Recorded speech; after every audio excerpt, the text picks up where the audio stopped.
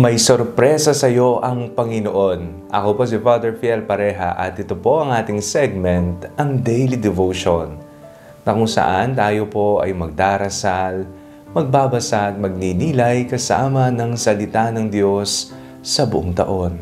Manalangin tayo. Sa ngalan ng Ama, ng Anak at ng Espiritu Santo. Amen.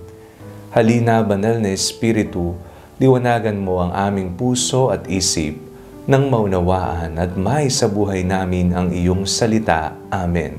Our Bible passage for today is from the Gospel of St. John chapter 1, verses 47 to 51, and I read it for you. When Jesus saw Nathanael coming towards him, he said to him, "Here is truly an Israelite in whom there is no deceit." Nathanael asked him, "Where did you come to know me?" Jesus answered, "I saw you under the fig tree before Philip called you." Nathanael replied, "Rabbi, you are the Son of God. You are the King of Israel." Jesus answered, "Do you believe because I told you that I saw you under the fig tree? You will see greater things than this." And he said to him, "Very truly I tell you, you will see heaven open and the angels of God ascending and descending upon the Son of Man."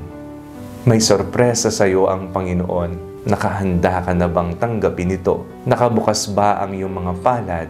Nakabukas din ba, higit sa lahat, ang iyong puso upang ang mismong pagmamahal ng Panginoon ang siyang manahan dito? Ano ba yung mga ipinagdarasal mo sa kasalukuyan? Ano ba yung hinihingi mo sa Panginoon na hinihintay mo, "Lord, baka naman ibigay mo na. Lord, baka this time, proper timing na sana." Ano ba ang kailangan mo? Ano ba ang ipinagdarasal mo? Sa ating pong binasang ebanghelyo sa araw na ito, may sinabi po si Jesus kay Nathanael.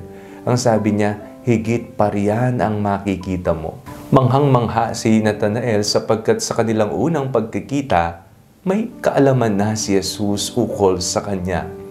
Kaya naman ang tugon ng Panginoon, higit pa riyan ang makikita mo.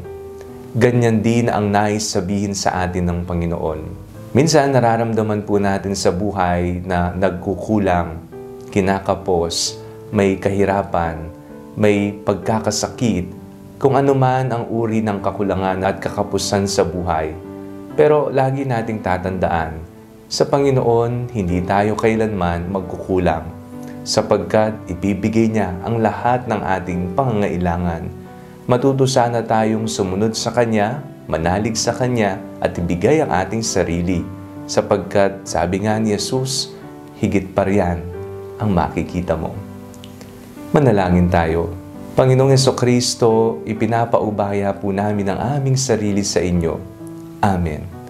Sa ngalan ng Ama, ng Anak at ng Espiritu Santo. Amen. Huwag po din niyong kalimutang i-like at i-share ang video ito. Mag-comment po kayo. Ang Panalangin Bago Matulog ay may sariling Facebook page na po. Huwag niyo pong kakalimutang mag-like at mag-follow dito. And do not forget to subscribe to our YouTube channel. I-click niyo lamang po ang link na nasa description ng video ito. O kaya naman po, just search Father Fiel Pareha.